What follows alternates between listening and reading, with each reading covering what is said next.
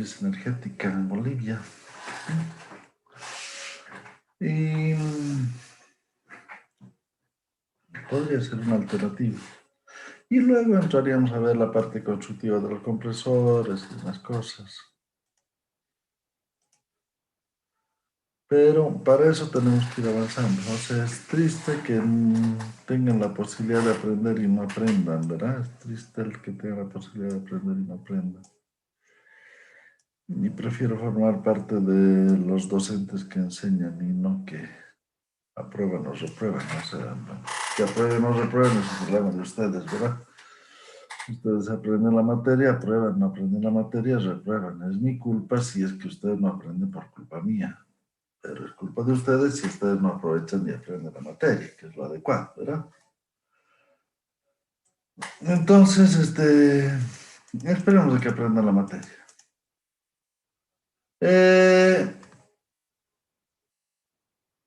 Empecemos con ciclos de refrigeración. Y en ciclos de refrigeración hablemos del segundo principio de la termodinámica. Aquí hay un término que sería bueno añadirlo. Cíclicamente. Cíclicamente. Después vamos a discutir eso.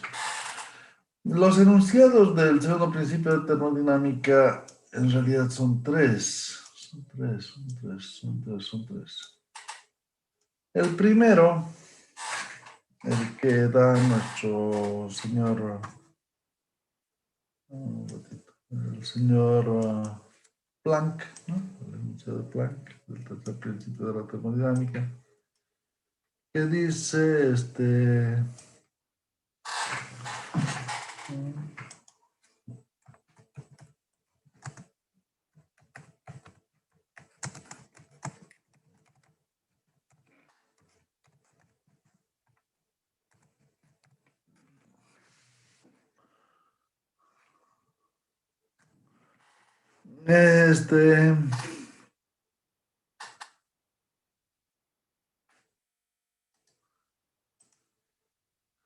el enunciado de Planck dice,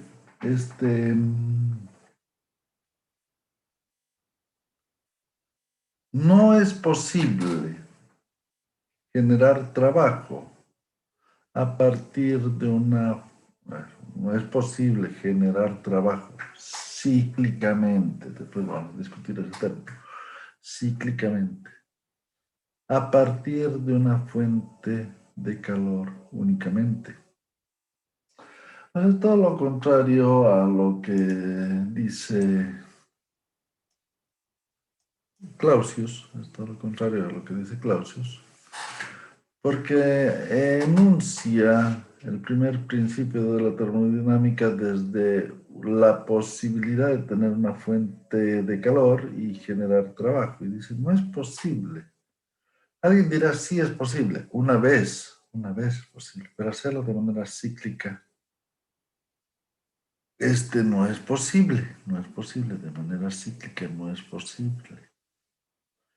Porque hacerlo una vez y otra vez y otra vez y otra vez no es posible. Una vezita sí, aquí tengo la fuente de calor, ¡pum! Saqué trabajo, pero ¡ay! Ahora volví a hacerlo. No, ya no puedo, ya lo hice una vez, no puedo más. Pero de manera cíclica no es posible. Y es lo que decía Planck. No es posible generar trabajo a partir de una fuente de calor únicamente. O sea, ya te decía que si tu fuente de energía primaria es una fuente de calor, o sea, tu energía primaria es calor, necesariamente necesitas una fuente caliente y una fuente fría para entre los dos, fuente caliente y fuente fría, de manera cíclica poder crear trabajo. Así pues va ciclo Otto, ciclo Diesel, ciclo Brayton, ciclo Rankine y todos los ciclomotores que ustedes conocen requieren de una fuente caliente. En algunos casos será la explosión dentro de la cámara, en algunos casos será la combustión dentro de la cámara, ¿no? En el ciclo Diesel y en el ciclo Brayton es la combustión dentro de la cámara, en el ciclo Otto es la explosión dentro de la cámara. la quema en una caldera para el ciclo Rankine, ciclo Girno, como quieran llamarlo. Entonces está la fuente caliente para generar trabajo, ¿no? El punto caliente para generar trabajo. Y la fuente fría, que en el caso de un ciclo Rankine es el condensador, ¿no? Es el condensador, el agua de enfriamiento del condensador. En el ciclo Brighton es el aire, en el ciclo Diesel, el ciclo Otto es el aire, ¿no? Es el medio ambiente, la fuente fría. Entonces tengo mi fuente caliente y mi fuente fría y puedo generar trabajo de manera cíclica. Eso dice Clausius, o eso dice Planck. Pero para entenderlo al señor Clausius, tendríamos que empezar hablando de que uso un término que ustedes muchas veces lo usan.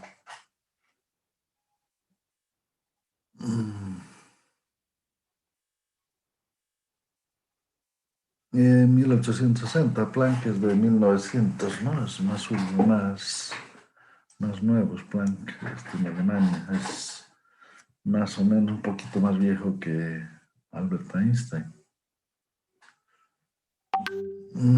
Rudolf Clausius y William Thomson, dos principios establecidos de la termodinámica, habían evolucionado el primer principio y el segundo principio, más tarde expresado como principios de la termodinámica. William Thomson, seguramente con el primer principio de la termodinámica de la conservación de la energía, ¿no? La conservación de la energía. Y el segundo principio, que lo enunció primero Clausius antes que Planck. Planck lo enunció en el siglo XX, ¿no? 1900 y pico.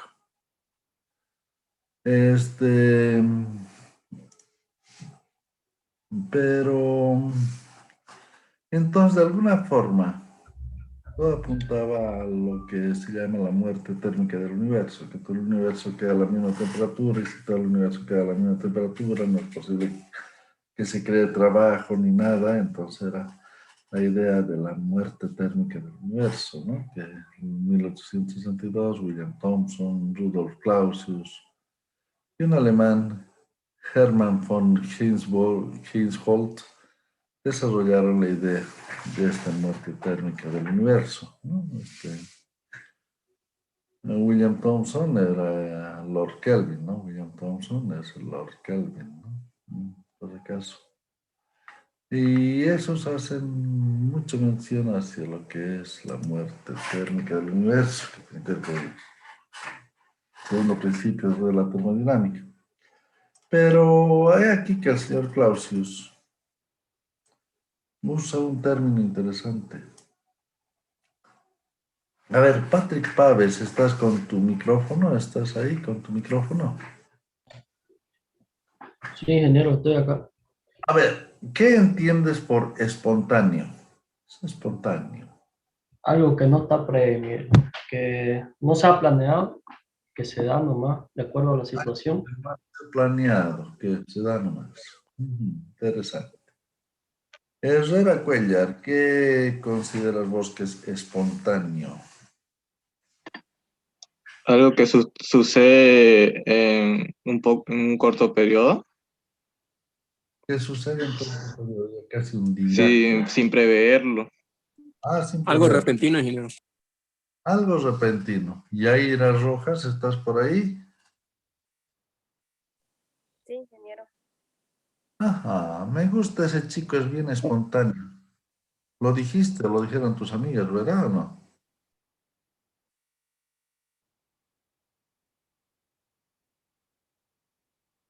¿Aló, Yaira? Sí, igual le defino como algo repentino. Algo repentino. O sea, ¿te gusta un chico porque es repentino?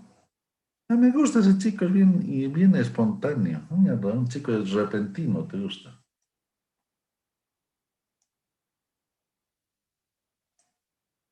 Ya no te gustó mucho el término repentino, por lo visto.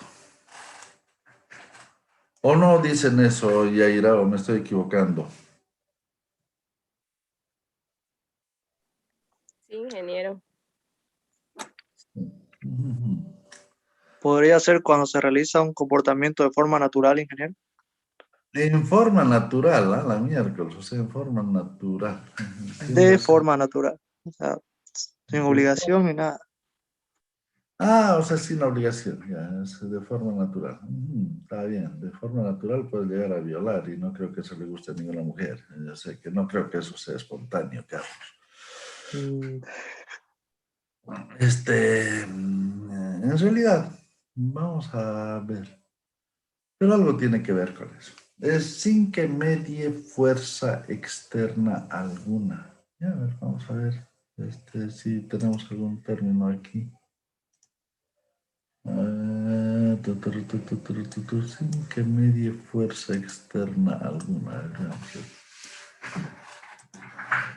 Espontáneo. Definición, ¿no? Definición. Ahí está.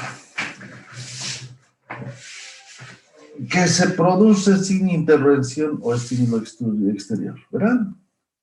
Que se realiza por propia voluntad, sin estar coaccionado o obligado a ello. Ajá. La comunicación oral espontánea. Nosotros entendamos por ese término, ¿no? Sin que medie fuerza externa alguna, o sea, sin que haya intervención o estímulo exterior. ¿Está bien? ¿Se entienden? O sea, está ocurriendo, alguien dice de manera natural. Bueno, de manera natural también ocurre la combustión, una combustión espontánea. O muchas cosas ocurren de manera natural. Pero, digamos, sin que medie fuerza externa alguna, ¿ya? Sin que medie fuerza externa alguna. Habían, les cuento, creencias, aquí lo vamos a poner.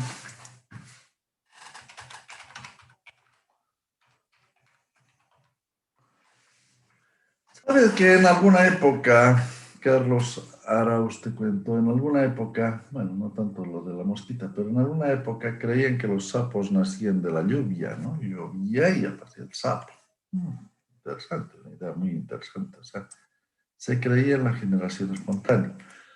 Claro, alguien podía ocurrírsele en esos siglos, ¿no? De que para que exista sapito necesitaba mamá sapa y papá sapo, y si no había mamá sapa y papá sapo no podía haber sapito, o sea, es obvio, ¿no? O sea, para que haya la vida necesitamos padres. Pero si decías eso, probablemente te quemaban, ¿no? O sea, no, porque todo el mundo sabía y era obvio que los sapos nacían de la lluvia, no de mamá sapa y papá sapo. ¿Verdad? Y el que se le ocurría decir algo así como que los sapos nacían de mamá sapa y papá sapo, lo quemaban, pues no, lo quemaban.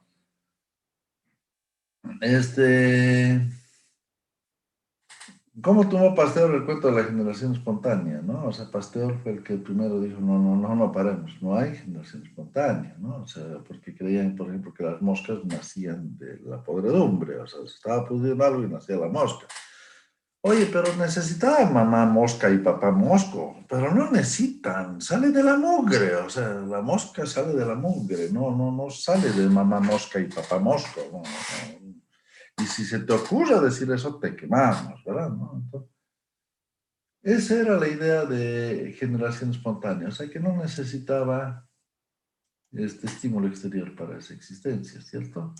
Se usaba el término espontáneo en otras épocas. No, es una hipótesis obsoleta, obviamente ahora el que cree en eso, más bien ahora lo queman al que cree en la generación espontánea, ¿verdad? Sobre el origen de la vida que sostenía ciertas formas de vida, animal y vegetal, surgían de manera espontánea a partir de materia orgánica, inorgánica o la combinación de estas, ¿verdad? Es típico esto de las mosquitas. Una hipótesis obsoleta, a ver, vamos en Wikipedia. Ahí está. ¿No? Entonces ahí está, ¿no? La generación espontánea se aplicaba a insectos como la mosca de la imagen, ¿no? Creencia profundamente arraigada desde la antigüedad ya fue descrita por Aristóteles, luego sustentada, admitida por pensadores del siglo XVII, el año siglo XVII, 1600, siglo XVIII, 1700, como René Descartes, Francis Bacon e Isaac Newton. El naturalista belga Jean-Baptiste Van Helmont, en 1677, escribía la obra Hortus medicinae, las criaturas como piojos, las garrapatas, las pulgas y los gusanos son nuestros miserables huéspedes y vecinos, pero nacen de nuestras entrañas y excrementos, o sea, a la miércoles, o sea, no era tu vecino el que te metía el piojo en la cabeza, eran tus entrañas y tus excrementos lo que te metían las pulgas, los piojos y los gusanos, o sea, a ver. Y águilas rojas, tú debes saber algo. ¿Conoces en Francia la Bastilla,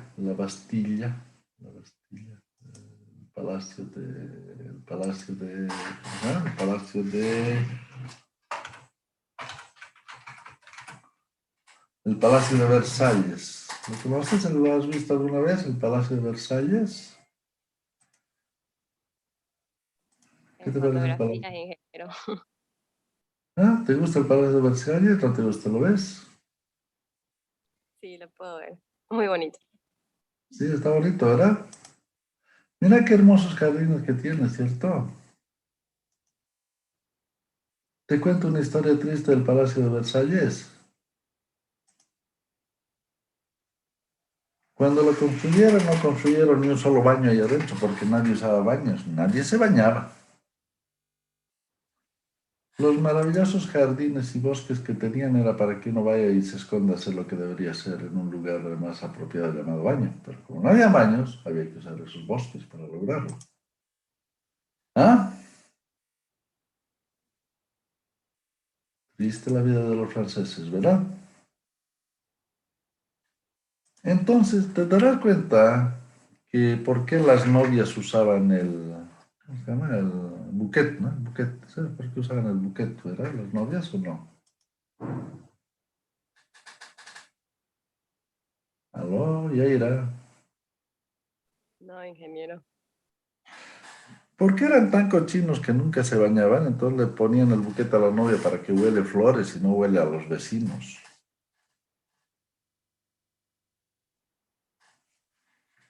Qué triste, ¿no? Bajo esas condiciones te das cuenta que la generación espontánea se podía dar en sus cabezas, ¿no? No solamente pulgas, piojos y gusanos, podía pasar cualquier barbaridad en las cabezas y nunca usaban el baño, ¿no? Nunca se bañaban. No sé si ahora lo harán, pero alguna vez por lo menos tomarán algún baño, pero en esa época nunca, no existía la posibilidad de bañarse, no había el baño, ¿no? Entonces, obviamente que ellos creían que de sus entrañas y excrementos aparecían los piojos, garrapatas y pulgas. O sea, te das cuenta que la gente vivía, o sea, debajo de esos tremendos, aquí te voy a mostrar algo.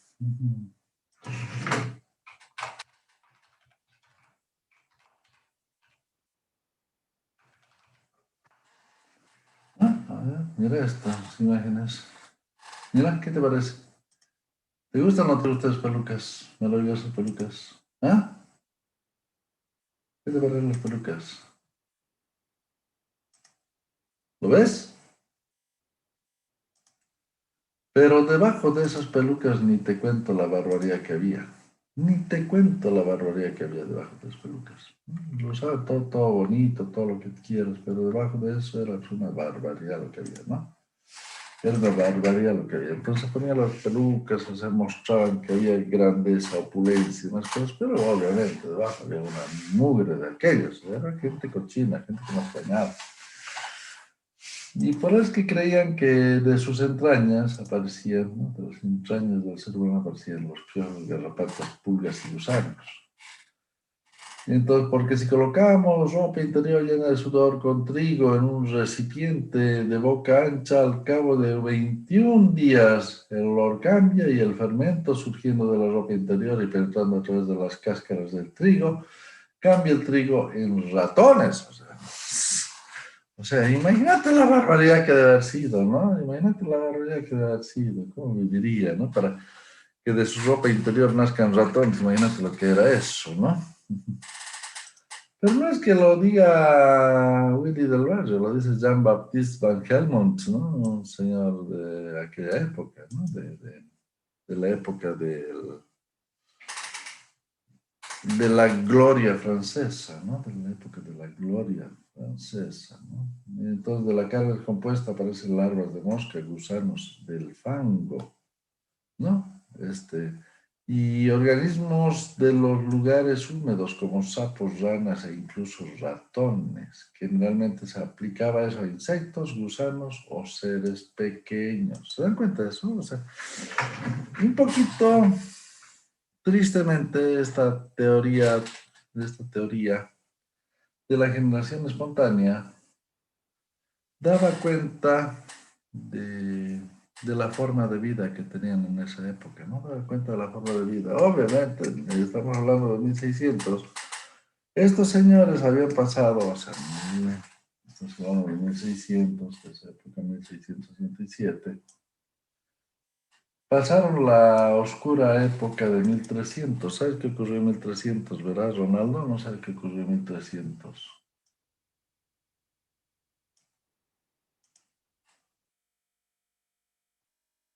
No estás, Ronaldo.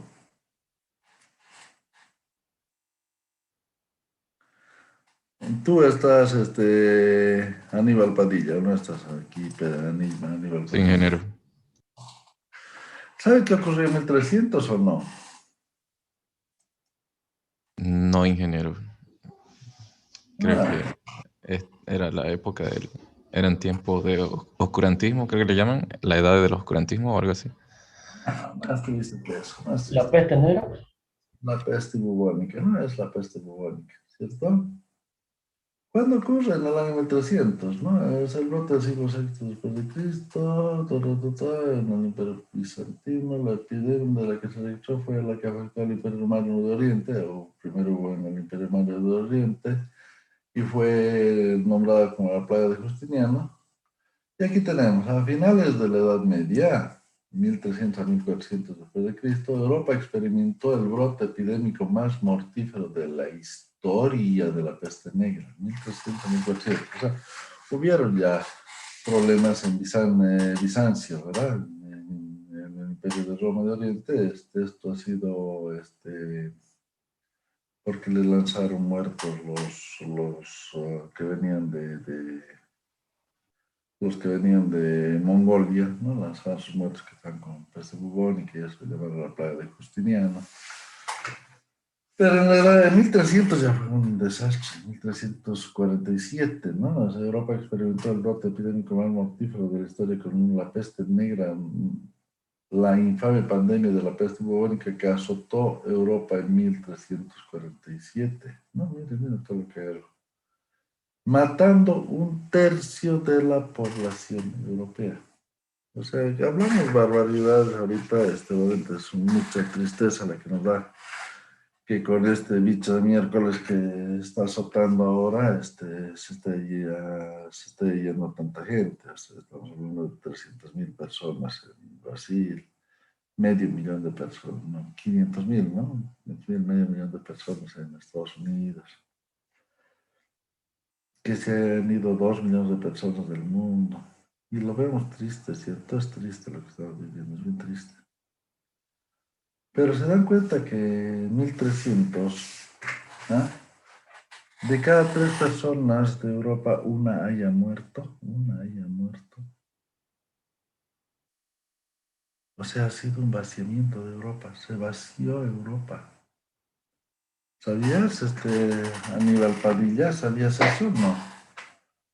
Sí, Una de cada 3 personas. ¿Y saben lo que era la peste bubónica o no saben lo que era, de dónde viene la peste bubónica? De la rata, creo. Pulgas. ¿Qué? Pulga. Pulga, sí, pero es la pulga de la rata, ¿verdad? La pulga de la rata, la pulga de los ratones. Esos son los pulgas de los ratones. Y se dan cuenta que debido a esto, o sea, en otras palabras, ¿cómo se limpió la peste bubónica? Simplemente botando las ratas y empezando a tener más cuidado con la higiene. Es un problema de higiene, ¿cierto? Un problema de higiene. ¿Verdad? un problema de higiene. Y estás hablando de que en 1300 había un problema de higiene. Y uno espera que hayan resuelto sus problemas de higiene, ¿no? En Europa. Pero empiezas a ver el Palacio de Versalles, la generación espontánea de 1667, 300 años después de la peste bubónica, y sigue la gente teniendo problemas de higiene. Aún en nuestros días, Europa no se jacta por ser el lugar más limpio que exista, ¿no? O sea, la gente todavía tiene problemas de higiene. Aún ahora tiene problemas de higiene. Claro, les resolvieron la vida eliminando las ratas, eliminando insectos, eliminando un montón de cosas, pero la higiene personal en Europa sigue siendo un poco deficitaria, no es la misma que, aunque no crean, aquí en Santa Cruz, la gente es mucho más limpia que en Europa. ¿Está bien? No, o sea, imagínate ¿te imaginas Terrazas Cabrera que hablen así de tu ropa interior? ¿Ah? No. O sea, que de tu ropa interior salgan ratones. ¿Te imaginas lo que ocurre si dijesen eso de la ropa interior de Terraza salen ratones? Pues, oye, ¿qué pasó, no? ¿Ah? Pero lo dicen de una forma tan natural. Lo dicen de una forma tan natural. Y creían en eso, creían en la generación espontánea. Como sea, Pasteur demostró que no existe tal generación espontánea. Pasteur demostró que no existe tal generación espontánea, ¿no? El experimento de Pasteur, en 1822. Miren cuándo. Estamos hablando desde 1600. Y el que no pensaba así, ahí estaba la Inquisición metida de por medio. El que no pensaba así, lo quemaban, lo quemaban. Tiene que ocurrir en 1864. Que si nos ponemos a pensar, 1864, más o menos la época donde ya tenemos los desarrollos termodinámicos y más cosas, la termodinámica está muy avanzada en 1864, y ahí es donde Luis Pasteur en 1864, perdón, realiza una serie de experimentos sumamente eficaces para demostrar definitivamente que también los microbios se originaban a partir de microorganismos, ¿no? O sea, Spallanzani, ya, italiano, en 1769 demostró que no existe generación espontánea de la vida. Y esto lo hizo con animalitos, o sea, dijo, bueno, voy a dejar una carne que se pudra, pero se va a podrir en un lugar cerrado y vas a ver que no van a aparecer gusanos de ahí adentro. No hay gusanos, no hay moscas, no hay nada, y la carne se pudre y punto, pero como no le entra nada ahí adentro, no hay posibilidad de que le entre vida ahí adentro, no van a hacer vida, o sea, porque no hay vida ahí adentro. Pero eso lo vio en vida, entonces, que la vida surge de materia no viviente, eso creía Needham. Pero prolongado el periodo del calentamiento, o sea, hallando con más cuidado los recipientes, Spallanzani pudo demostrar que dichos caldos no generaban microorganismos, mientras que los recipientes se mantenían herméticamente cerrados y habiendo sido esterilizados. O sea, en otras palabras, Spallanzani les muestra que, oye, si nace una mosca de ahí es porque antes vino papá mosca y mamá mosca y crearon huevito para que nazca la futura mosquita, y si no, no hay mosca. Y Pasteur en 1822 ya demuestra de que no hay posibilidades de que se formen ni siquiera microorganismos, ni siquiera se formen microorganismos de manera espontánea. ¿Ya? Ni siquiera microorganismos no se forman de manera espontánea. Entonces sí, ahora no sirve el término espontáneo. Les hago mención de esto para que tengan claramente el concepto de dónde viene espontáneo y de dónde el señor Clausius usa el término espontáneo, ¿no? Entonces, lo que dice Clausius es, no es posible transferir calor cíclicamente, nuevamente. Una vezita lo puedes hacer, pero hacerlo de manera cíclica, una y otra vez, no se puede. No se puede transferir calor de una fuente fría a una fuente caliente espontáneamente y de manera cíclica. Y ahora una vezita puede ser que lo logres, pero no, cíclicamente no se puede. O sea, necesitas necesariamente introducir calor, introducir energía, introducir trabajo, lo que sea, para que se logre extraer calor de una fuente fría y se la pueda llevar a una fuente caliente. Lo contrario sí es espontáneo. Sí, espontáneamente se transfiere calor de una fuente caliente a una fuente fría. Eso ocurre de manera espontánea. Eso hemos visto en transmisión de calor. Y hemos visto que no necesitaba ningún motor, no necesitaba nada para que se transfiera calor de una fuente caliente a una fuente fría. Eso se realiza de manera espontánea. Pero de la fuente fría a la fuente caliente y de manera espontánea, no, no se realiza. No es posible. Eso ya rompe el segundo principio de la termodinámica en el enunciado de Clausius. ¿Está bien? ¿Se entiende ahí o no? ¿Está claro o no está clara la figura Juan Pablo Salazar Solís? Sí, ingeniero, está bien. Ya. Entonces, esto visto en un grafiquito bonito es esto, ¿no? Tengo una fuente fría. Quiero extraerle calor a la fuente fría para llevársela a la fuente caliente. Bueno, introducí trabajo, introducí calor, introducí energía, introducí algo para que logres llevar calor de una fuente fría a una fuente caliente. Logres transferir energía térmica de una fuente fría a una fuente caliente. Ese es el concepto. Entonces, un ciclo generador, o sea, tenemos dos opciones. Tenemos la posibilidad de hacer un ciclo motor o un ciclo generador. El ciclo generador es aquel ciclo en el cual introduces calor por una fuente fría, introduces trabajo, energía o calor al ciclo y este ciclo evacúa calor en una fuente caliente. Eso se entiende como ciclo generador. A diferencia de lo que es en sentido horario, sería el ciclo motor. Introduces calor por una fuente caliente, obtienes trabajo, pero tienes que evacuar calor en una fuente fría.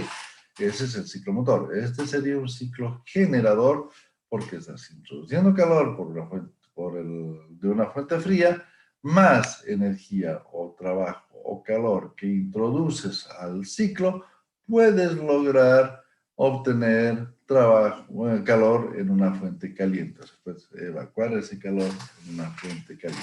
O sea, que eso lo puedes hacer de manera cíclica, ¿verdad?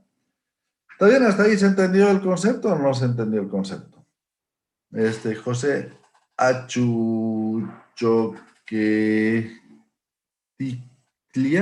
Choqueticlia. José Achu. Sí, ingeniero, se entendió, ingeniero. ¿Choque qué? Se entendió, ingeniero. No te escucho muy bien. ¿Entendiste lo que hablamos, verdad? Bueno, ¿entendiste, José Achu? ¿No entendiste? Sí, ingeniero. Bellas. Muy bien, ahora sí, aquí es donde tenemos una máquina de Carnot. La misma máquina de Carnot, que se demuestra que es la máquina térmica con mejor eficiencia, usémosla esa máquina de Carnot para crearnos frío, Vamos a usar la misma máquina de Carnot para crearnos frío. Ahora lo repito, o sea, hacer con la máquina de Carnot una máquina generadora en lugar de una máquina motora. La máquina motora sería una máquina que sería en sentido horario. La máquina generadora estaríamos en sentido antihorario. O sea que, en otras palabras, habría que poner algo así.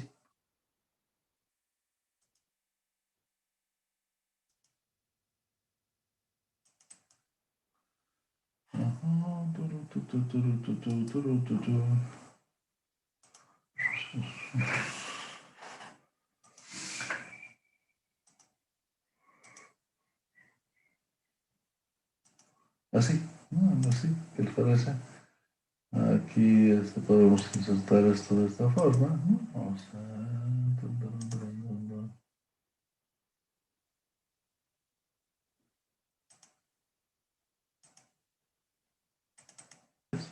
Aquí, ahora sí. Ahora. Entonces, de esta forma, en sentido antihorario, en el PV, lo que tenemos es un ciclo de Carnot, pero ciclo generador de Carnot, no ciclo motor, pero estamos en sentido antihorario, o sea, entonces estamos introduciendo calor por la fuente fría, estamos evacuando calor por la fuente caliente y estamos introduciendo trabajo a través de estos sistemas 1, 2, 3, 4. Este ciclo de Carnot en el PV se ve como 2 adiabáticas y 2 isotermas, ¿verdad? 2 isotermas, 2, 3, una isoterma, 1, 4, otra isoterma, 1, 2, una adiabática, 3, 4, otra adiabática. Pero visto en el TS se ve bien bonito, porque las adiabáticas son, además de adiabáticas, son isoentrópicas, entonces tenemos dos procesos isotrópicos y 2 procesos isotérmicos. Entonces en el TS se ve un bonito cuadrado, ¿no? Se ve un bonito cuadrado en el diagrama TS, lo que se ve de esta forma en el diagrama presión-volumen, ¿no? Presión-volumen. Entonces, en ambos casos está en sentido antihorario, el giro está en sentido antihorario, si está en sentido antihorario, se trata de un ciclo generador. ¿Y cómo podríamos fabricarnos este ciclo? Intentemos fabricarlo. Ahora, bueno, un ratito, voy a echar un poquito de gaseosa ahora.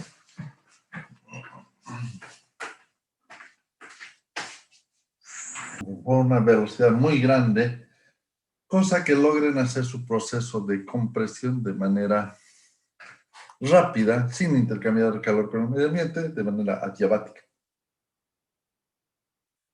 Mira, de manera adiabática. Uno es un compresor y el otro es un expansor, ¿ya? 1, 2 es un compresor, 3, 4 es un expansor. Entonces, 1, 2 comprimimos, 3, 4 expandimos. 1, 2 comprimimos, 3, 4 expandimos, ¿ok? Los dos en el mismo eje, o sea que esta expansión le va a ayudar un poco a comprimir y por lo tanto el trabajo va a ser el trabajo del compresor menos el trabajo del expansor, ¿se entiende, no? Y otros dos, también compresores, pero compresores súper lentos. O sea, cada pequeño paso que dan, intercambian calor con el medio ambiente, cosa que ese proceso de comprimir o de expandir, ¿no? O sea, en este caso, estamos comprimiendo isotérmicamente súper lento. Y aquí estamos expandiendo súper lento. Una cosa que a medida que estamos expandiendo, logramos que intercambie calor con el medio ambiente y esto se realice a temperatura constante, ¿no? A temperatura constante. Aquí logramos introducir el calor en este proceso de expansión, logramos introducir calor, y en este proceso de compresión isotérmica logramos evacuar el calor hacia afuera. Entonces tiene que ser muy lentito, para que le demos tiempo de transferir el calor hacia el medio ambiente, ¿no? Entonces 1,4 es la expansión, o 4,1 es la expansión isotérmica, 2,3 compresión isotérmica, 2,3 compresión isotérmica, 1,4 expansión, o 4,1 expansión isotérmica.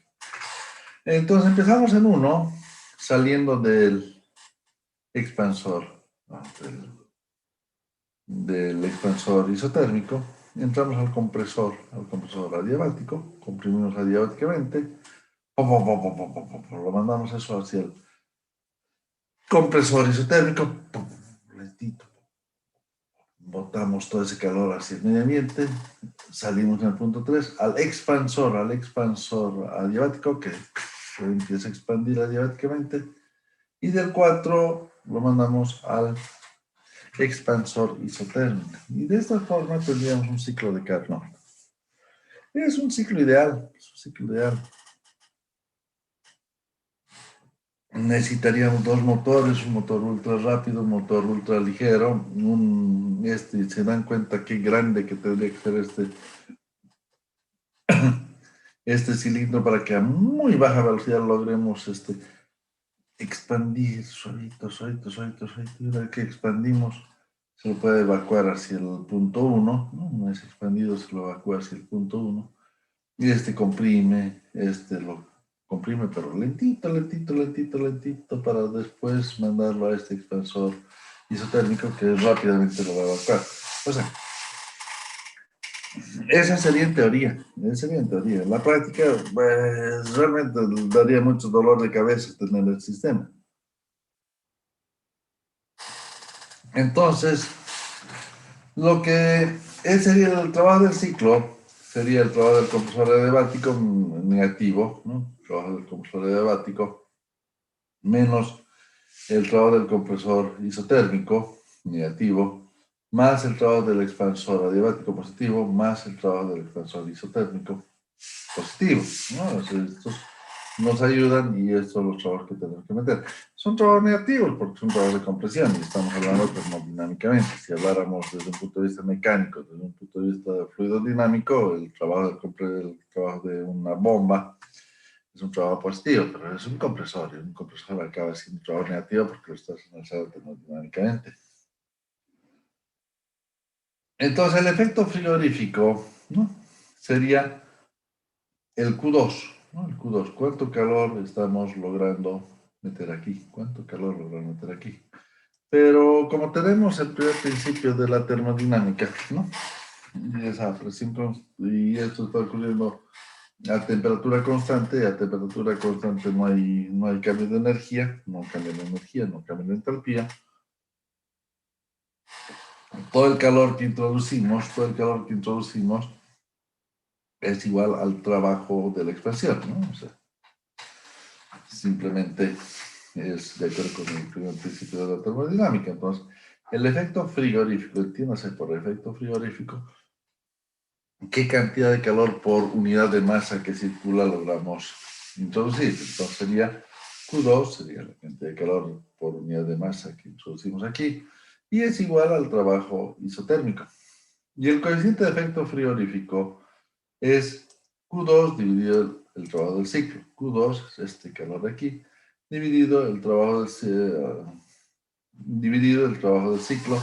Y el trabajo del ciclo es este, ¿no? El trabajo del ciclo es la cantidad de trabajo que estás metiendo en compresor menos la cantidad de trabajo que estás metiendo en turbinas, en la parte en expansores.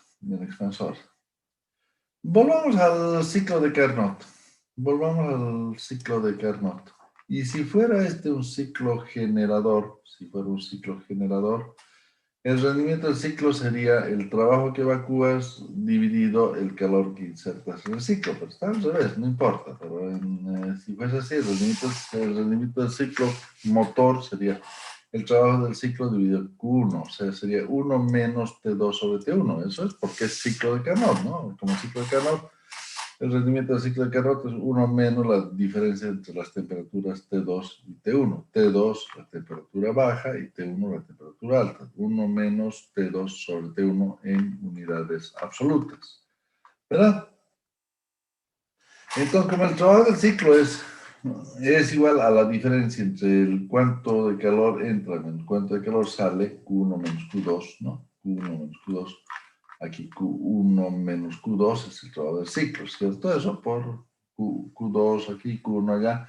Q1 menos Q2 es el trabajo del ciclo. Sencillo así. Entonces, como el trabajo del ciclo es Q1 menos Q2, el rendimiento del ciclo sería 1 menos Q2 sobre Q1. O sea, porque es Q1 menos Q2, Q1 menos Q2, Q1 menos sobre Q1 es 1 menos Q2 sobre Q1.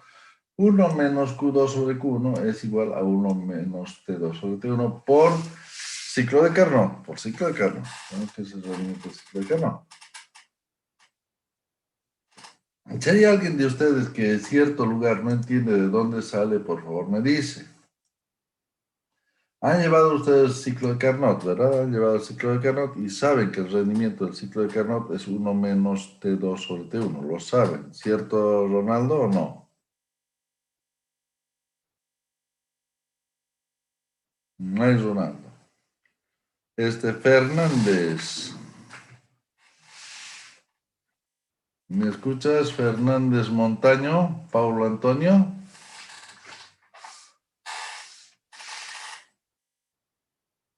¿No están en clases? ¿Aló? Rosel, ¿tú estás en clases? No. Ingeniero, estoy aquí. Ya, se entiende. Aquí hay alguien que me están escribiendo. Lo siento, ya. Ah, está sin micrófono, ¿verdad? Ok, no hay problema. Entonces, vean ustedes Eso saben, ¿no? Que saben, Rosel, que el rendimiento de Carnot es 1 menos la diferencia, la relación de temperatura, ¿cierto? 1 menos T2 sobre T1, eso lo sabe, ¿cierto? ¿Lo vieron? ¿Hay alguien que no sepa esto? ¿Alguien que primera vez que lo está viendo o no? ¿O todos lo saben?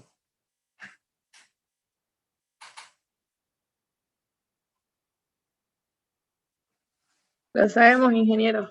Lo saben, perfecto, entonces está bien. Entonces, si es así, que el rendimiento es 1 menos Q2 sobre Q1 y además esto por ciclo de Carnot es 1 menos T2 sobre T1, entonces Q2 sobre Q1 tiene que ser igual a T2 sobre T1, ¿cierto? Q2 sobre Q1 tiene que ser igual a T2 sobre T1. Sencillo así, ¿eh? Pero Q1, ¿qué es? Es el trabajo del ciclo menos Q2, más Q2, ¿no? Q1 es el trabajo del ciclo más Q2. Ajá, claro, porque Q2 más el trabajo del ciclo es Q1, ¿cierto? Aquí está. Q2 más el trabajo del ciclo es Q1, ¿cierto? Esto más esto es Q1. Ah, ya, perfecto. Entonces, sigamos jugando con los términos. Entonces, Q1 sobre Q2 es T1 sobre T2, entonces el trabajo del ciclo más Q2, que es Q1 sobre Q2, es igual a T1 más T2. O sea, que sería el trabajo del ciclo sobre Q2 más 1 es igual a T1 sobre T2. Ah, ya, perfecto. Acuérdense que hemos visto efecto frigorífico y coeficiente de efecto frigorífico, hemos visto la relación entre cuánto calor metemos respecto a cuánto trabajo necesitamos realizar. Ese es el coeficiente de efecto frigorífico. Son dos conceptos muy importantes que se ven en ciclos frigoríficos. Estos son los conceptos más importantes en el ciclo frigorífico. El efecto frigorífico, que es igual a la cantidad de calor que extraes por unidad de masa en un ciclo, y el coeficiente de efecto frigorífico es cuánto calor extraigo por cuánto de trabajo que coloco. O sea, porque no tiene sentido rendimiento. Rendimiento es cuando sacas trabajo, pero en un ciclo frigorífico no hay rendimiento. Como no hay rendimiento, nosotros usamos el coeficiente de efecto frigorífico. Pero nos hemos basado en la idea del rendimiento, para ver esta relación, que la relación Q2 sobre Q1 es igual a T2 sobre T1. Es eso lo que me importa, esa relación. Y sabiendo que Q1 es trabajo del ciclo más Q2 sobre Q2 es igual a T1 sobre T2, entonces el trabajo del ciclo sobre Q2 más 1, ¿no? Más 1 más Q2 sobre Q2 es igual a T1 sobre T2, ¿cierto? Ahora, entonces, el trabajo del ciclo sobre Q2, despejando, es T1 sobre T2 menos 1, o si prefieren, T1 menos T2 sobre T2, ¿verdad? T1 menos T2 sobre T2. T1 menos T2 sobre T2. Ese sería el trabajo del ciclo sobre Q2. Ahora, la inversa del trabajo del ciclo sobre Q2, es coeficiente de efecto frigorífico. Entonces, el coeficiente de efecto frigorífico, que es la inversa de este, Q2 sobre el trabajo del ciclo, va a ser igual a T2 dividido T1 menos T2. Esto es así en un ciclo de Carnot. En un ciclo de Carnot, el coeficiente de efecto frigorífico es T2 sobre T1 menos T2. Así de fácil, tan sencillo como eso. En un ciclo de Carnot, ¿no? O sea, eso es nuestro ciclo ideal de Carnot, con el que estamos haciendo un ciclo de frío, donde estamos metiendo calor a través de una isoterma y estamos evacuando calor a través de otra isoterma. Es la idea.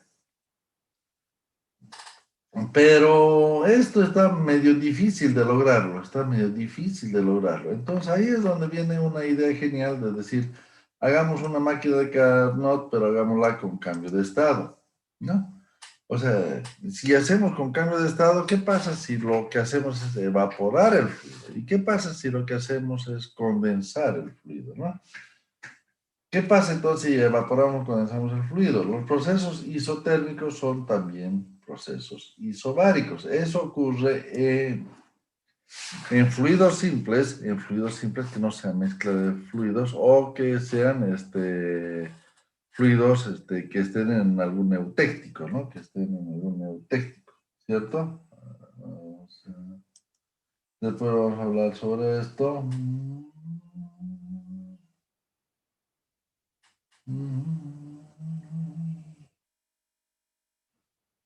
A ver, ¿qué cachito.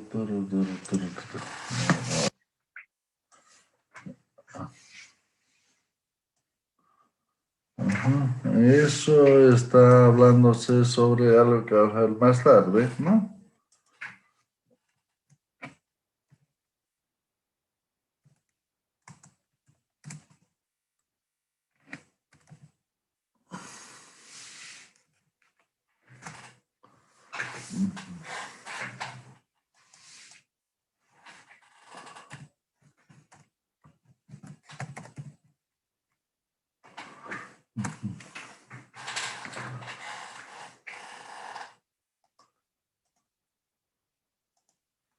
Entonces, esto es algo que vamos a ver,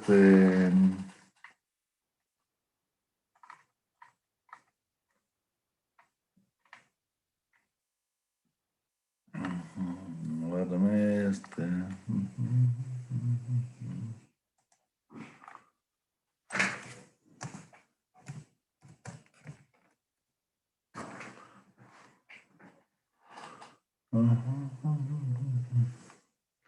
Esto es lo que se llaman fluidos seoentrópicos o azeoentrópicos, ¿no? Seotrópicos o azeotrópicos.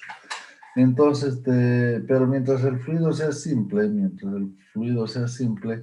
un proceso, un cambio de estado se realiza a temperatura constante. Vale decir que el agua se evapora, una atmósfera de presión se evapora a 100 grados Celsius, ¿cierto? Empieza a evaporar a 100 grados Celsius y hasta la última gota que se evapore permanece en 100 grados Celsius, ¿verdad? O si van a enfriar, también si van a condensar a una atmósfera, empieza a formarse la primera gota a 100 grados Celsius y hasta que la última gota se forma, la última partícula de vapor que se forma el líquido, ocurre también a 100 grados Celsius, o sea que se mantiene la temperatura constante en los procesos de evaporación y de condensación. Lo mismo si fuera amoníaco, lo mismo si fuera dióxido de carbono, lo mismo si fuese propano, butano o algún freón, ¿no? O sea, si es un clorofluorocarbonado, cualquier fluido, ¿no? Entonces, si es el fluido, si es simple, si es solo ese fluido y no contiene otros fluidos, entonces va a ocurrir que el cambio de estado se ocurre a temperatura constante. El cambio de estado ocurre a temperatura constante, sea la condensación como la evaporación, ocurren a temperatura constante. Si tenemos mezclas de gases, ya las cosas pueden cambiar, ¿no? Si tenemos mezclas de gases, ya.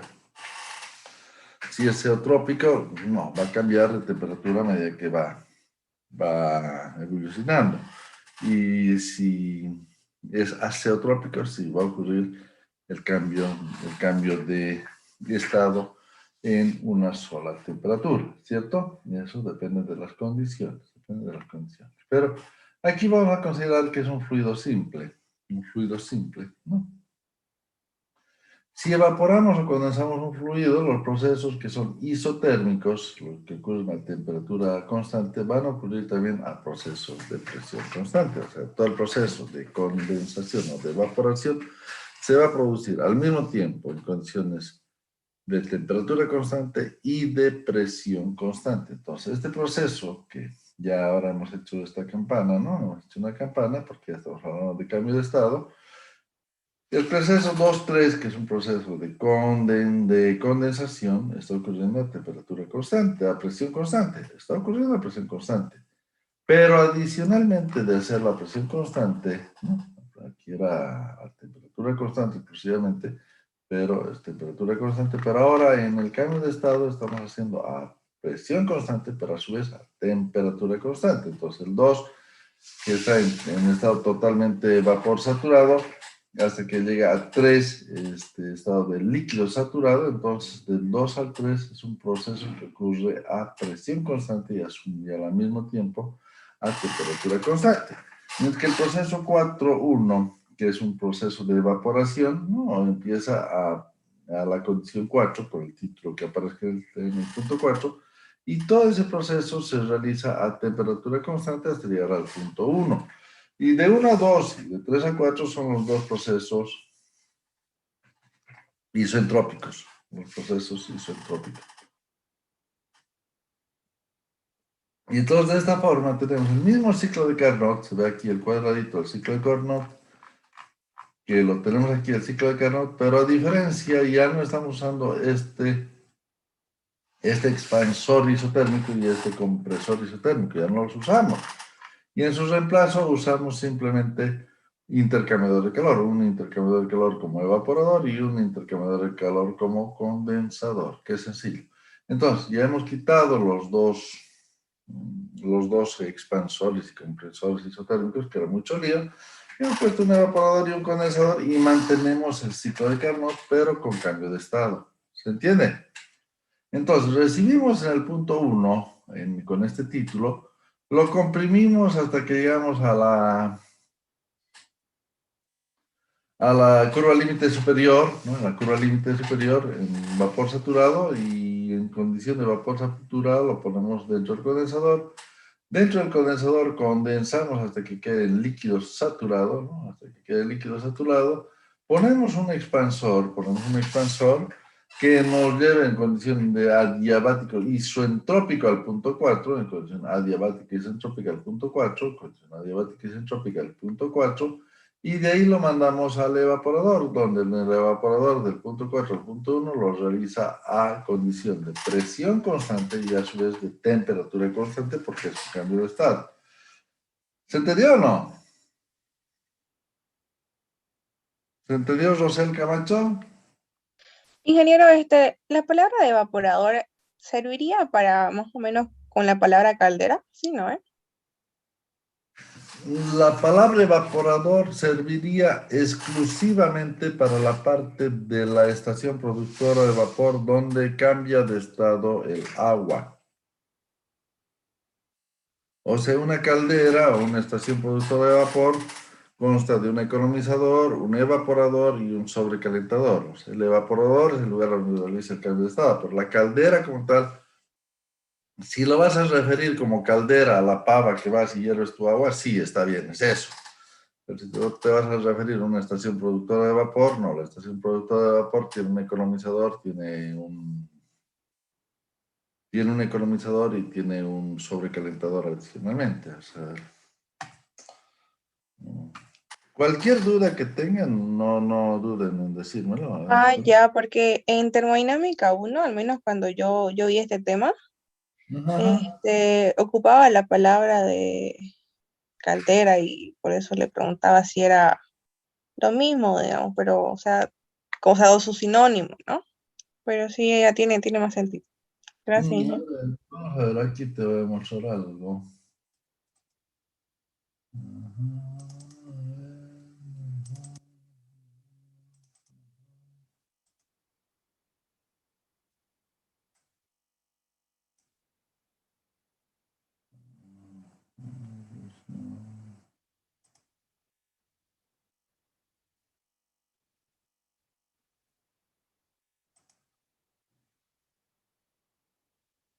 Aquí. A ver, ahora. No creo que precises que te lo presente así en presentación, pero...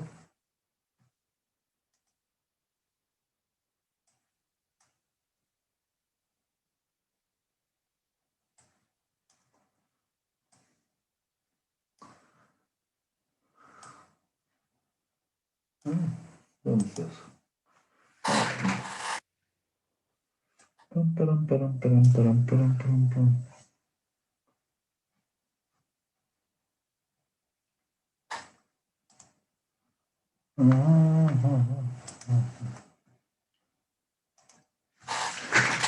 Ahí lo tienes, ¿lo ves? ¿Se ve o no se ve? Sí, sí, se ve, ingeniero. Entonces es una caldera, ¿ya? O sea, en la parte de los humos, donde salen los humos de la caldera, ¿no? Por aquí salen todos los humos de la caldera, es el hogar, salen los humos por aquí. Ahí está el economizador, y ahí el economizador está levantando la temperatura del agua que viene de la zona del condensador y demás.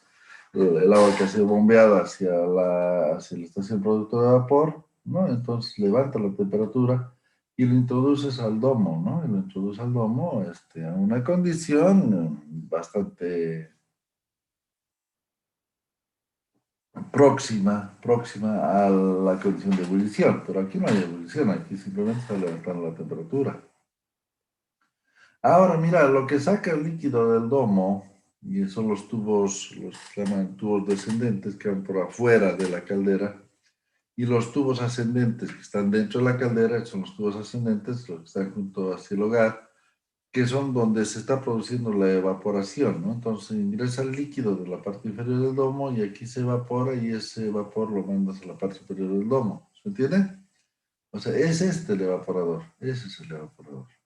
Es una partecita, sí, se entendió, ingeniero, gracias. Y de ahí ya tienes el sobrecalentador, que es lo que te manda más adelante. O sea, si esto lo miras luego, ahí está, ¿no? Entonces tienes el economizador, el evaporador y el sobrecalentador, ¿no? O sea, tienes los tres. ¿Está bien? ¿Se entendió?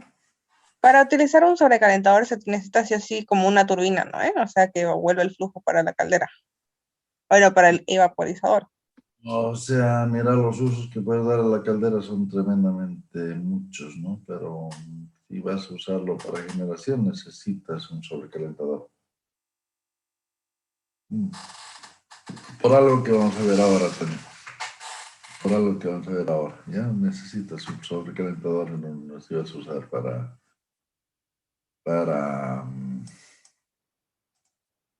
turbinarlo, necesitas sobrecalentar. En realidad el ciclo Rankine,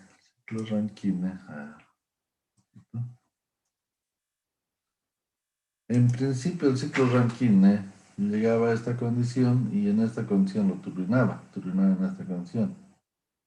No sobrecalentaba, ahí, salía del evaporador y turbinaba. Es el ciclo Rankine verdadero. Cuando usas sobrecalentador, el ciclo Rankine acaba llamándose ciclo Girn, o ciclo Girn. Aquí vamos a ver si aquí tenemos algo. A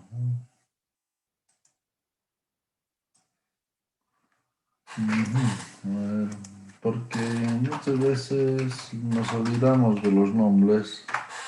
¿No? Es el ciclo Girn, ¿lo ves? Entonces el ciclo Girn es con sobrecalentador, ¿verdad? Mientras que el Rankine se supone que no debería tener sobrecalentador. ¿Está bien? Es el ciclo Girn, ¿no? Pero lo llaman ciclo Rankine ideal. Pero está en el ciclo Girn, ¿no? Ciclo Girn. Ciclo Girn es básicamente el mismo ciclo de Rankine, vitaminado, contando con uno más recalentamientos. Este proceso se formuló como respuesta a lo siguiente. El ciclo Rankine ideal con recalentamiento lo difiere del ciclo Rankine ideal simple en el que el proceso de expansión sucede en dos etapas. Entonces el que ya levantas, sobrecalientas, es el famoso ciclo Girn. ¿Está bien? Pero ustedes lo llaman ciclo Rankine. Yo no me quejo de que lo llamen ciclo Rankine, pero ya es... Habrá alguien que le está enseñando eso, ¿verdad? ¿Ah? Ok, eso es. Entonces, sí, el proceso de evaporación difiere de un ciclo motor, de un ciclo generador. En un ciclo motor, el proceso de evaporación se realiza a alta presión. En un ciclo generador, el proceso de evaporación se realiza a baja presión. O sea, esto está ocurriendo en un ciclo generador a baja presión. Es lo mismo, en ambos casos está evaporando, pero la evaporación en un ciclo motor es a alta presión. ¿Se entiende, Rosel, no?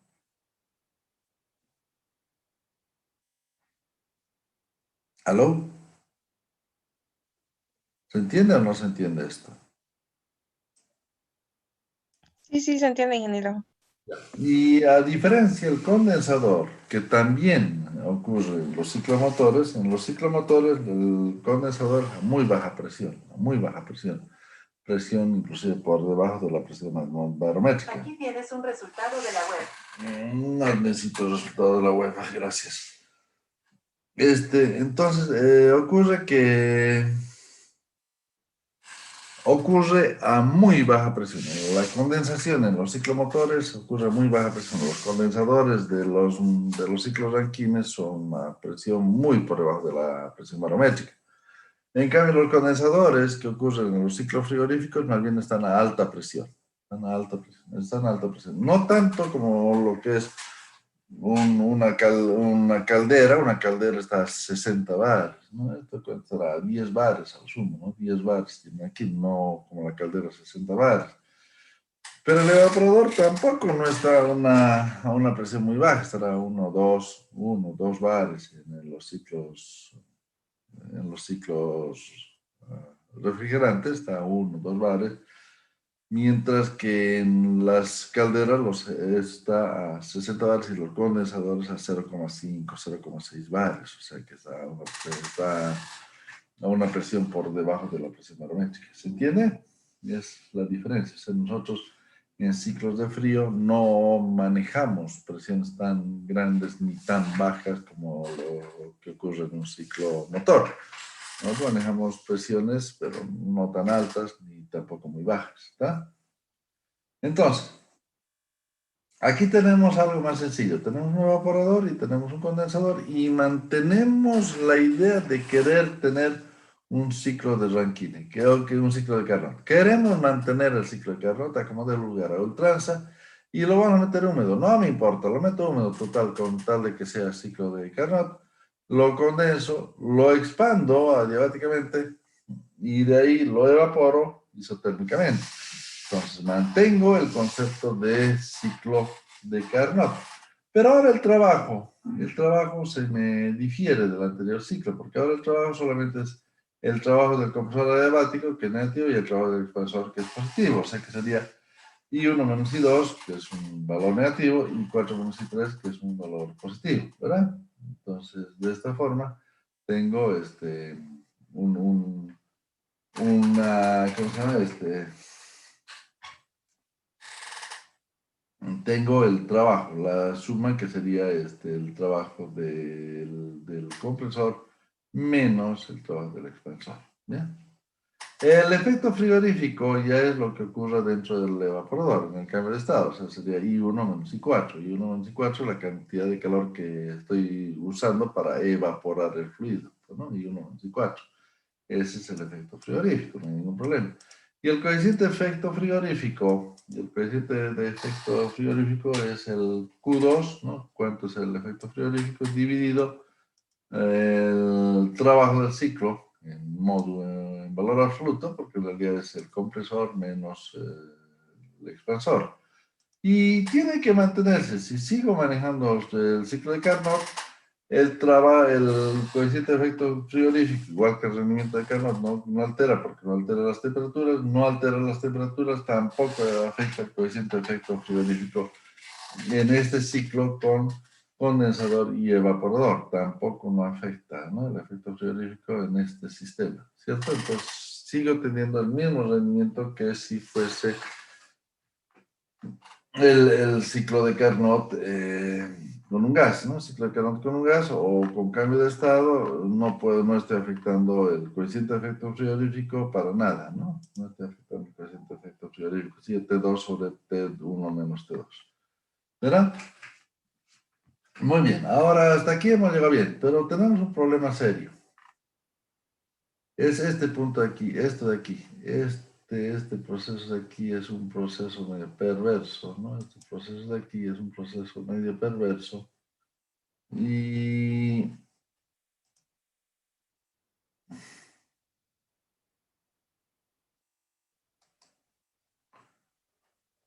este proceso de aquí, lo vamos a poner en otro color. Vamos a poner en otro color, en un color rojo, ¿verdad? Así, un color rojo. Este proceso es un problema. Porque si ponemos un expansor, una turbina hidráulica, ¿ah? Que haga este proceso, ¿no? Una turbina hidráulica que haga este proceso. Va a evaporar, y si va a evaporar, esta turbina va a cavitar, y si va a cavitar, esa turbina no nos va a durar nada. No puedes usar una turbina para que haga este proceso, no se puede. Una turbina no sería lo más correcto, porque una turbina hidráulica no es lo más correcto, porque cavita y nos destroza la turbina, ¿verdad? Nos destroza la turbina por cavitación, porque hay evaporación, ¿no? A medida que está cambiando la temperatura, existe formación de burbujas, y la formación de burbujas acaba dañándonos la turbina. O sea, no podemos poner una turbina hidráulica para que haga este proceso. ¿Está bien? Entonces, para que haga este proceso 3-4, ¿qué te parece? Ya que no podemos poner una turbina hidráulica, pongamos una turbina térmica. Digámosle a Valdivia que nos dé una turbina, que le vamos a decir a Valdivia, mira, a esa turbina tú le vas a meter agua y va a salir agua más vapor al otro lado. Obviamente, tampoco no hay una turbina térmica que produzca, que introduzcas agua y salga agua más vapor al otro lado. Una turbina térmica no funciona tampoco ahí. ¿Se entiende? Entonces, en este lugar no existe una máquina que nos dure, ¿no? Que nos dure y que logre hacer este proceso de expansión, adiabática, ¿no?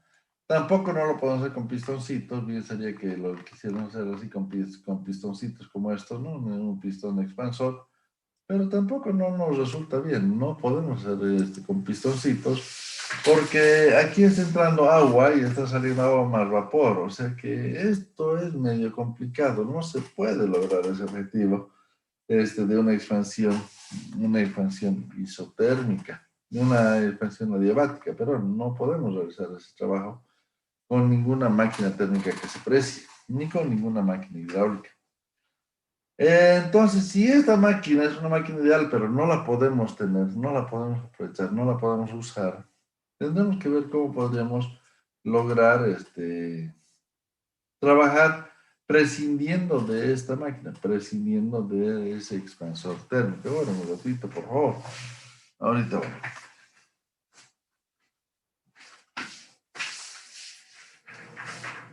Una velocidad a la entrada y una velocidad a la salida que podemos hacerla igual, ¿no? Que las velocidades sean las mismas a la entrada y a la salida, geométricamente, ¿no? No sé por qué. Porque aquí el fluido está más expandido, ¿no? Está más expandido, hay formación de,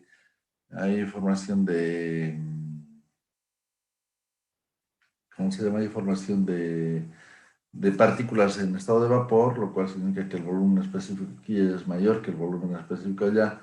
O sea, si el ducto tiene el mismo diámetro a la entrada que a la salida, el fluido va a salir más rápido de lo que entra, porque va a tener el mismo caudal máximo, pero el caudal volumétrico va a aumentar porque el volumen específico se reduce.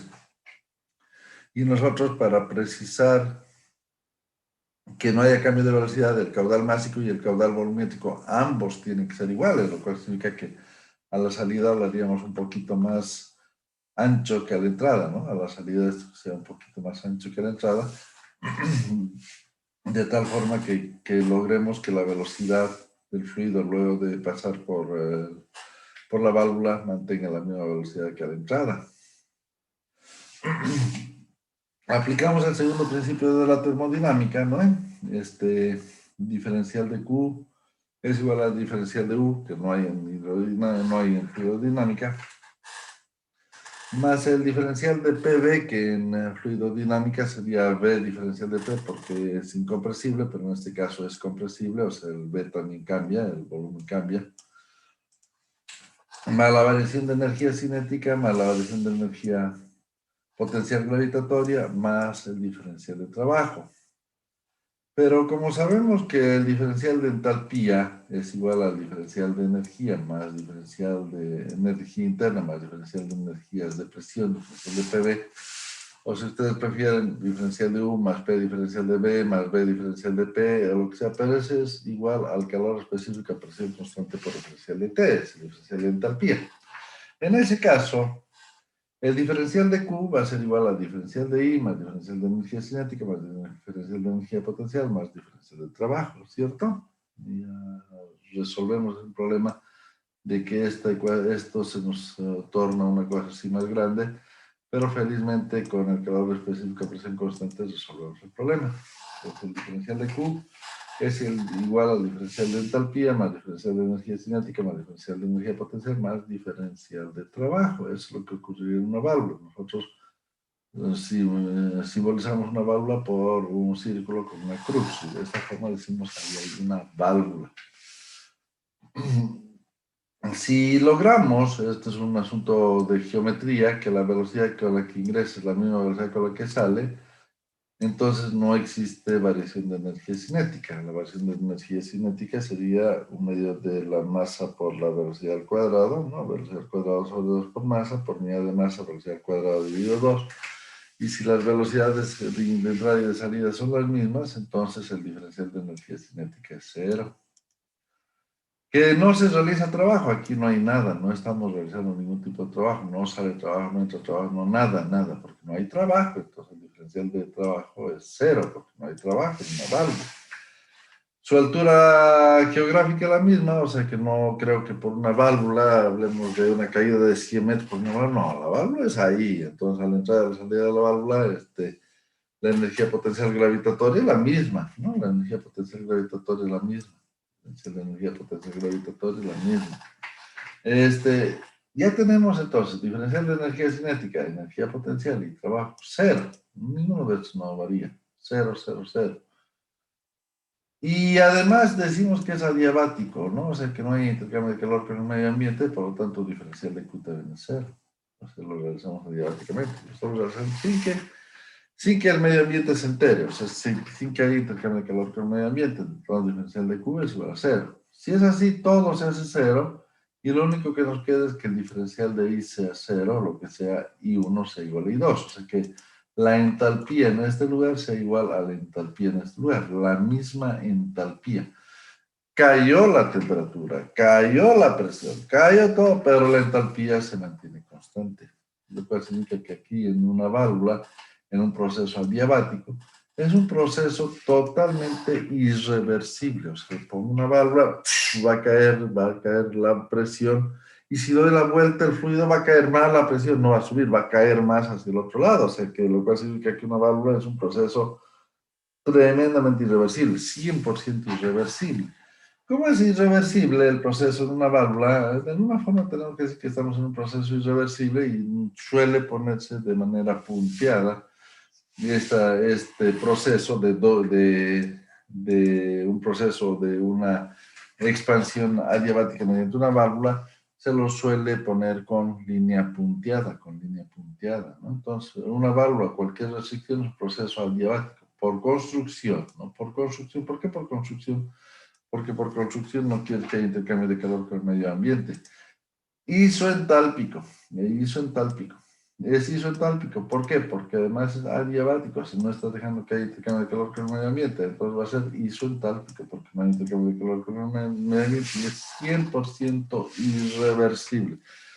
Ya lo mandaste por una válvula, eso ya no lo puedes restituir a la condición original. No se puede. Una bomba, un compresor, puedes restituir, ¿no? Si es una bomba, lo turbino y vuelvo a la condición original. Un compresor lo expande y vuelve a la condición original. O sea, es muy reversible, pero una válvula es un proceso totalmente irreversible. Y entonces, al dibujar este proceso en el diagrama termodinámico, debemos hacerlo con línea punteada. Es prudente para decir, oye, este proceso es un proceso irreversible. Para solucionar el problema de una máquina térmica hidráulica, ¿no? O sea, que no sabemos qué diablo vamos a poner aquí, una máquina térmica, una máquina hidráulica, ¿qué vamos a poner en este lugar?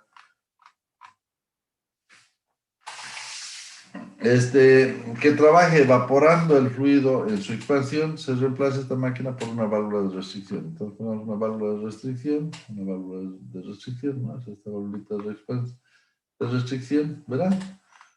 Y con una válvula de restricción resolvemos un problema de que, bueno, evapórate lo que quieras, haz lo que quieras, no te da ningún problema, eres válvula, lo puedes lograr. Que trabaja evaporando el fluido en su expansión, se reemplazará esta máquina por una válvula de restricción. Una válvula de restricción de la siguiente manera. Entonces, Donde teníamos el expansor, ya no le ponemos el expansor, lo quitamos el expansor y ahí le ponemos la válvula laminadora, ¿no? Válvula laminadora, donde la entalpía del punto 3 va a ser igual a la entalpía del punto 4, porque esa es la condición que nos dice una válvula, ¿no? Una válvula es la entalpía constante, entonces la entalpía del punto 3 es igual a la entalpía del punto 4. Pero aquí está menor presión, aquí está menor temperatura, ocurrió lo que nosotros queríamos, bajarle la presión y bajarle la temperatura. ¿A costa de qué? A costa de perder el trabajo que hacía, este trabajo que nos ayudaba un poquito, ¿no? Este trabajaba y nos ayudaba un poquito. Ahora no hay este trabajo, solo tengo el trabajo del compresor y ya no tengo el trabajo del expansor. Perdí un poco de trabajo. Entonces, aquí ya pongo la válvula y es solamente un compresor. Aquí directamente el compresor. Solamente compresión. Entonces sería el trabajito.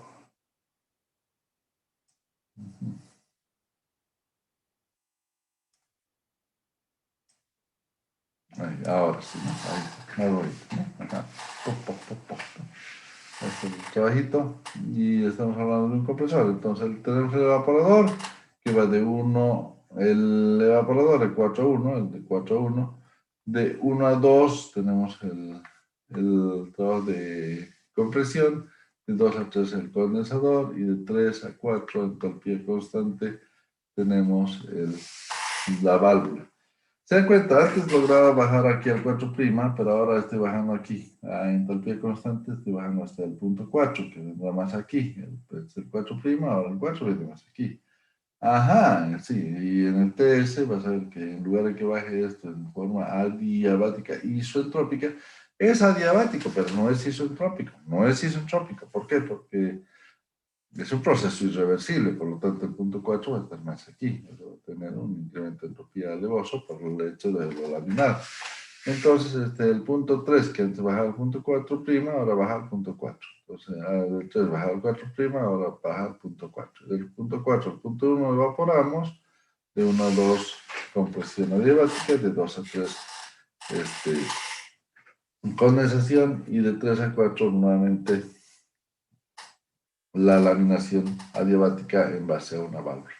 El efecto frigorífico I1 menos I4 es menor que el efecto frigorífico de Carnot, que es I1 menos I4', ¿verdad? Y el efecto frigorífico ya se ve afectado. I1 menos I4 es más chico que I1 menos I4'. O sea, definitivamente hemos perdido efecto frigorífico. Y además el trabajo del ciclo ya no es este menos este, ahora es directamente este, nada más. I2 menos I1, el trabajo del compresor, no es I2 menos I1 más I4 menos I3, que sería el de la expansión. Ya perdimos este trabajo, lo perdimos por completo y nos quedamos solamente con el trabajo del compresor, I2 menos I1. Entonces, si el trabajo es menor, si el trabajo, el trabajo es mayor, el trabajo es mayor porque no tenemos el apoyo de la parte que estamos turbinando, o sea, este trabajo es mayor que el trabajo de lo que necesitamos con Carnot. Entonces el efecto frigorífico, que sería I1 menos I4 dividido I2 menos I1, ¿no? I1 menos I4 dividido I2 menos I1, que es directamente las entalpías, ¿no? El trabajo del compresor es I2 menos I1, la evaporación es I1 menos I4, entonces el coeficiente de efecto frigorífico I1 menos I4 dividido I2 menos I1 va a ser menor que el coeficiente de efecto frigorífico de Carnot, pero ya tenemos una maquinita que más o menos se puede apreciar de que puede empezar a trabajar de una forma más amigable. Seguimos teniendo un problema de cómo voy a lanzar en este punto 1, ¿no? O sea, ¿y cómo voy a lograr que salga en este punto 1? ¿Será que el compresor me va a admitir que meta gotitas dentro? O el compresor se va a dañar. Y lo más probable es que el compresor también se dañe porque le estás metiendo gotas dentro del compresor. Mucho mejor sería que no hayan gotas. Pero si no hay gotas, me tengo que ir hasta aquí, hasta este punto, y de aquí voy a tener que comprimir mucho más para llegar al punto 2, aquí más arriba, para que logre encontrarse con la línea adiabática isentrópica. Ahí sí, seguimos llamándolo evaporador, para la pregunta que hacía, me parece, Rosel. Sigue siendo evaporador pese a que recibimos un vapor sobrecalentado. O condensador pese a que recibimos un vapor sobresaturado, ¿verdad? Entonces, por medio de que recibes un vapor sobresaturado, seguiría llamándose condensador. Entonces, es el coeficiente de efecto frigorífico inicial sobre Carnot, pero donde le quitamos el expansor y le pusimos una válvula laminadora, una válvula de restricción. Quedaremos aquí con esta clase, quedaremos aquí para que la siguiente clase veamos cómo logramos esto de que no metamos partículas líquidas al compresor, ¿verdad? No es bueno que entre partículas líquidas al compresor y en el punto 1 tenemos partículas líquidas. ¿Y qué ocurre si evitamos que las partículas líquidas entren al compresor? ¿Ok? Hasta aquí llegamos, jóvenes, entonces nos vemos el día lunes, ¿verdad? Día lunes. ¿Está bien? Ya, ingeniero, muchas gracias. Está bien, ingeniero. Ok. Bueno, jóvenes, hasta aquí llegamos. Ingeniero, gracias. Hasta Hasta luego. luego. Hasta luego. Hasta luego, ingeniero.